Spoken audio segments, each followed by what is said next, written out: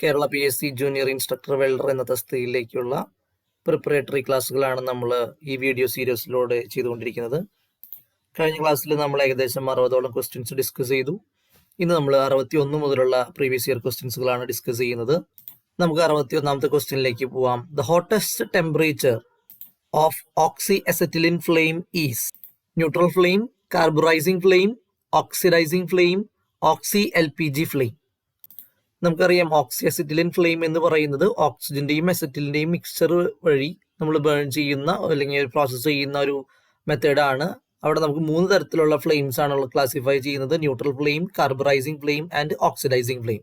ഇതിൽ ഏറ്റവും കൂടുതൽ ടെമ്പറേച്ചർ വരുന്ന ഫ്ലെയിം എന്ന് പറയുന്നത് ഓക്സിഡൈസിംഗ് ഫ്ലെയിം ആണ്. ഏകദേശം 3300 ഡിഗ്രി സെൽഷ്യസ് ആണ് ഓക്സിഡൈസിംഗ് ഫ്ലെയിമിന് ടെമ്പറേച്ചർ വരുന്നത്.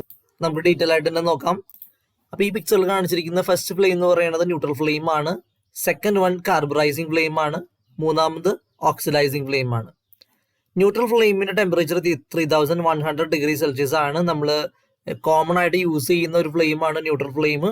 സെക്കൻഡ് വൺ എന്ന് പറയുന്നത് കാർബറൈസിംഗ് ഫ്ലെയിം ആണ്. കാർബറൈസിംഗ് ഫ്ലെയിമിന് പ്രത്യേകതയുണ്ട്. 3 സോണിലായിട്ടാണ് അവിടെ ഫ്ലെയിം വരുന്നത്. സെൻട്രൽ ഫ്ലെയിം എന്ന് പറയുന്നത് ഒരു അസറ്റിലിൻ ഫെദർ ഉള്ള ഒരു ഫ്ലെയിം ആണ്. അതിന് 3 സോൺ ഉണ്ട്. അത് വളരെ ഇമ്പോർട്ടൻ്റ് ആയിട്ടുള്ള ഒരു സെഷനാണ്. 3 സോണുള്ള ഫ്ലെയിം എന്ന് ചോദിച്ചു കഴിഞ്ഞാൽ കാർബറൈസിംഗ് ഫ്ലെയിം ആണ്. അതിന് ഈ സൈഡിൽ നമ്മൾ കൊടുത്തിട്ടുണ്ട്. റൈറ്റ് സൈഡിലായിട്ട് അസറ്റിലിൻ ഫ്ലെയിമിന്റെ ഒരു സെപ്പറേറ്റ് ഒരു യെല്ലോ കളർ ഒരു ഫ്ലെയിം കാണാം. ഇതാണ് അതിന്റെ കാർബറൈസിംഗ് ഫ്ലെയിമിന്റെ പിക്ചർ വരുന്നത്. മൂന്നാമത് വരുന്നത് ഓക്സിഡൈസിംഗ് ഫ്ലെയിം ആണ്. ഓക്സിഡൈസിംഗ് ഫ്ലെയിമിന് ടെമ്പറേച്ചർ വരുന്നത് 3300 ഡിഗ്രി സെൽഷ്യസ് ആണ്. Just outside of the inner cone ആണ് ഈ 3300 ഡിഗ്രി. ഇവിടെ വരുന്ന ഈ ഒരു ടെമ്പറേച്ചർ ആണ് 3300 ഡിഗ്രി സെൽഷ്യസ് എന്ന് പറയുന്നത്. ഇത്രയൊക്കെയാണ് ഇതിന്റെ ഒരു ഇമ്പോർട്ടൻ്റ് ആയിട്ടുള്ള ഭാഗം എന്ന് പറയുന്നത്. ഇത് ഓർത്തിരിക്കാം. സോ നമുക്ക് നെക്സ്റ്റ് ക്വസ്റ്റിലേക്ക് പോവാം. സോ 61th ക്വസ്റ്റിന്റെ ആൻസർ വരുന്നത് ഓപ്ഷൻ സി, ഓക്സിഡൈസിംഗ് ഫ്ലെയിം ആണ്. Next question, the nozzle size of blow pipe four gas welding 4 mm thick plates. Options 10, 2, 25, 5. നമുക്ക് ആൻസറിലേക്ക് പോവാം. അപ്പൊ ഇതാണ് അതിന്റെ ഒരു റിലേഷൻഷിപ്പ് ടേബിൾ കൊടുത്തേക്കുന്നത്. മെറ്റീരിയൽ തിക്നെസ് 4 mm ആണെങ്കിൽ നോസിൽ സൈസ് വരുന്നത് 10 ആണ്. അതേസമയം 1 ആണെങ്കിൽ നോസിൽ സൈസ് 1 ആണ്, 2 ആണെങ്കിൽ 3 ആണ്, 2.5 ആണെങ്കിൽ 5 ആണ്, 3.2 ആണ് മെറ്റീരിയൽ തിക്നെസ് എന്നുണ്ടെങ്കിൽ നോസിൽ സൈസ് വരുന്നത് നമ്പർ 7 ആണ്. ഓക്കെ, അപ്പൊ നമ്മുടെ ആൻസർ വരുന്നത് 4 mm ആണ്. ക്വസ്റ്റ്യനിൽ ചോദിച്ചിട്ടുള്ളത് 4 mm തിക്നെസ് ഉള്ള പ്ലേറ്റ് ആവുമ്പോൾ നോസിൽ സൈസ് എന്ന് പറയുന്നത് ഓപ്ഷൻ എ 10 ആണ്. നമ്മുടെ 62 ക്വസ്റ്റിന് ആൻസർ വരുന്നത് ഓപ്ഷൻ എ 10. സോ നമുക്ക് അടുത്ത ക്വസ്റ്റിനിലേക്ക് പോവാം. In high pressure oxy acetylene plant the maximum pressure of acetylene gas is. നമുക്കറിയാം അസറ്റിലിൻ ഗ്യാസ് സിലിണ്ടറിൽ അസറ്റിലിൻ സ്റ്റോർ ചെയ്യുന്നത് ലിക്വിഡ് ഫോമിലാണ്. അസറ്റോൺസ് ആയിട്ടാണ് നമ്മൾ സ്റ്റോർ ചെയ്യുന്നത്.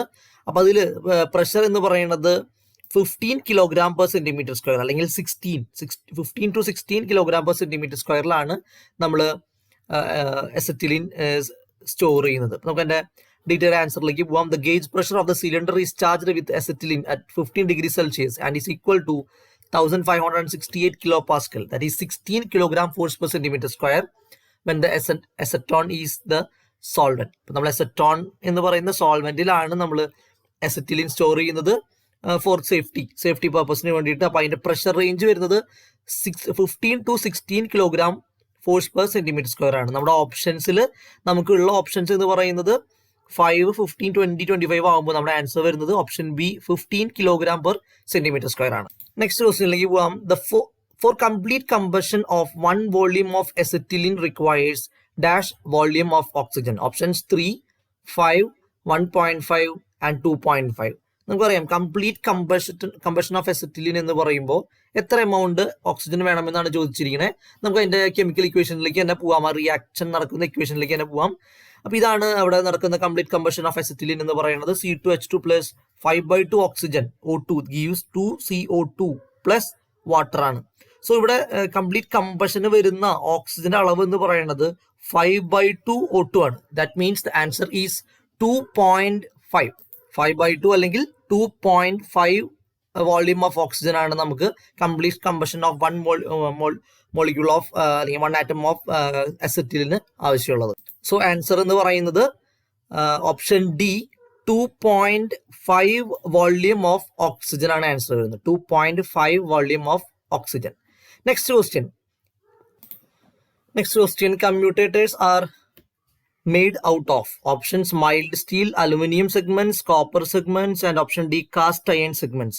കമ്മ്യൂട്ടേറ്റർ എന്ന് പറഞ്ഞു കഴിഞ്ഞാൽ എ സിനെ ഡി സി ആയിട്ട് കൺവേർട്ട് ചെയ്യാൻ സഹായിക്കുന്ന ഒരു ഡിവൈസ് ആണ് റെക്ടിഫയർ അല്ലെങ്കിൽ കമ്മ്യൂട്ടേറ്റർ. അപ്പൊ റെക്ടിഫയറിൽ നടക്കുന്ന ഒരു ഭാഗമാണ് ഈ കമ്മ്യൂട്ടേറ്റർ എന്ന് പറയുന്നത്.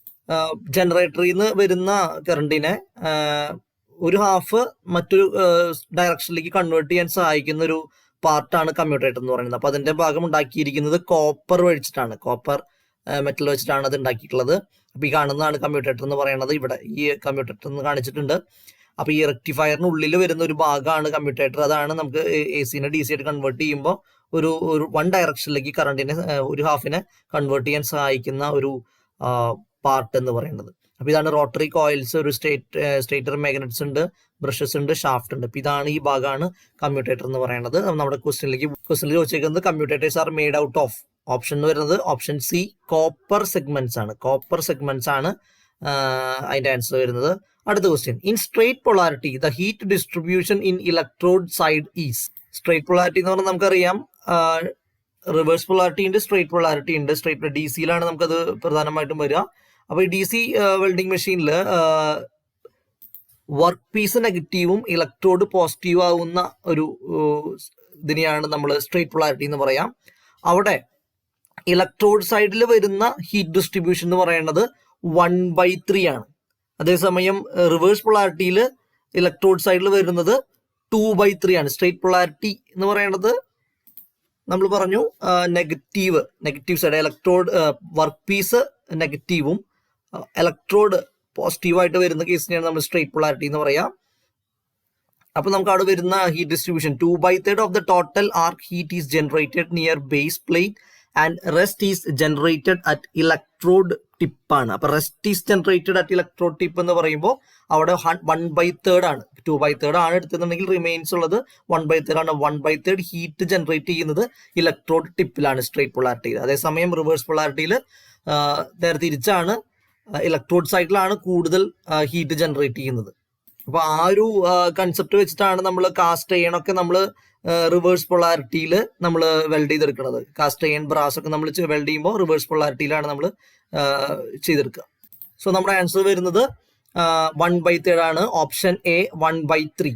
അപ്പൊ നമുക്കറിയാം ഇനിയുള്ള ക്വസ്റ്റ്യൻസ് മാത്സ് ആണ്. അപ്പൊ നമുക്ക് ഡയറക്റ്റ് ഇനിയുള്ളത് 70th ക്വസ്റ്റ്യൻ ആണ്. ഇത് മാത്തമാറ്റിക്കൽ പാർട്ടാണ്. മാത്തമാറ്റിക്കൽ ക്വസ്റ്റ്യൻസ് നമ്മൾ ഡിസ്കസ് ചെയ്യുന്നില്ല. നമ്മൾ 70th ക്വസ്റ്റ്യനിലേക്ക് പോവാണ് ഇനി.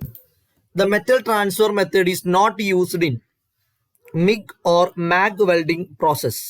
മെറ്റൽ ഇനേർട്ട് ഗ്യാസ് വെൽഡിംഗ് ആണ് MIG വെൽഡിംഗ് എന്ന് ഉദ്ദേശിക്കുന്നത്. അതിന്റെ ഓപ്ഷൻസ് എന്ന് പറയുന്നത് option A spray transfer, repelled transfer, dip transfer, globular transfer. നമുക്കറിയാം spray transfer, dip transfer, globular transfer എന്നൊക്കെ പറയുന്നത് MIG വെൽഡിംഗിൽ മെറ്റൽ ട്രാൻസ്ഫറിങ് മെത്തേഡ്സ് ആണ്. Different methods in MIG welding ആണ്. Spray transfer, dip transfer, globular transfer, short circuit transfer എന്നൊക്കെ പറയുന്നത് MIG വെൽഡിങ്ങിന്റെ various methods ആണ്. അതേസമയം റിപ്പൽഡ് ട്രാൻസ്ഫർ എന്ന് പറയുന്നത് സ്റ്റീലില് കാർബൺ ഡൈ ഓക്സൈഡ് വെൽഡിങ്ങിൽ ചെയ്യുന്ന ഒരു മെറ്റൽ ട്രാൻസ്ഫർ പ്രോസസ് ആണ് റിപ്പൽഡ് ട്രാൻസ്ഫർ എന്ന് പറയുന്നത്. നമുക്ക് ഡീറ്റെയിൽ ആയിട്ട് തന്നെ എന്റെ ആൻസർ നോക്കാം. MIG welding has 4 ways of transferring the wire to the joint. Short circuit അല്ലെങ്കിൽ നമ്മൾ അതിനെ ഡിപ്പ് വെൽഡിംഗ് എന്ന് പറയും, ഡിപ്പ് ട്രാൻസ്ഫർ എന്ന് പറയും.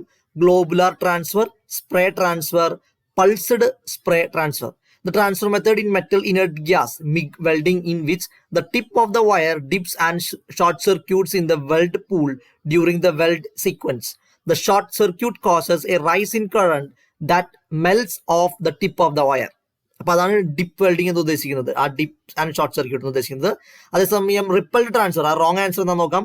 This mode of metal transfer is generally encountered in CO2 welding of steel with a medium to long arc length and low to medium weld current.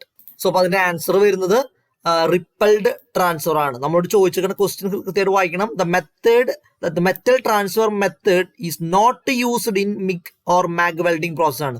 Not used ആണ്. അപ്പൊ നമ്മുടെ repelled transfer use ചെയ്യുന്നത് carbon dioxide വെൽഡിങ്ങിലാണ്. അതുകൊണ്ട് തന്നെ നമ്മുടെ ഈ question answer വരുന്നത് റിപ്പൽഡ് ട്രാൻസ്ഫർ ആണ്. അതേസമയം നമ്മൾ MIG വെൽഡിംഗ് യൂസ് ചെയ്യുന്നതാണ് ചോദിച്ചേക്കണമെന്നുണ്ടെങ്കിൽ ബാക്കി 3 ഓപ്ഷൻസും ശരിയാണ്. സ്പ്രേ ട്രാൻസ്ഫർ, ഡിപ്പ് ട്രാൻസ്ഫർ അല്ലെങ്കിൽ short circuit transfer, and option D globular transfer ആണ് മെറ്റൽ ട്രാൻസ്ഫറിങ് പ്രോസസ്സുകൾ എന്ന് പറയുന്നത്. Option 70th question answer option B ആണ്. So thank U.